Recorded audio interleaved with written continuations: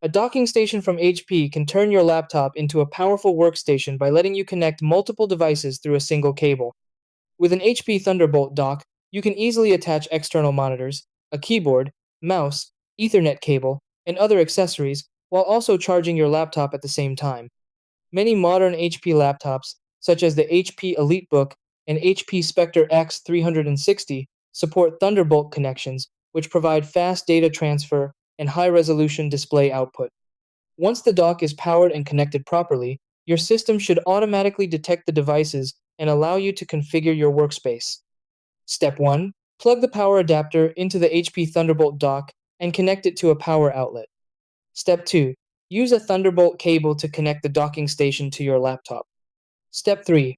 Attach your monitors, keyboard, mouse, and Ethernet cable to the dock's ports. Step 4. Install or update drivers using HP Support Assistant if the dock isn't detected. Step 5.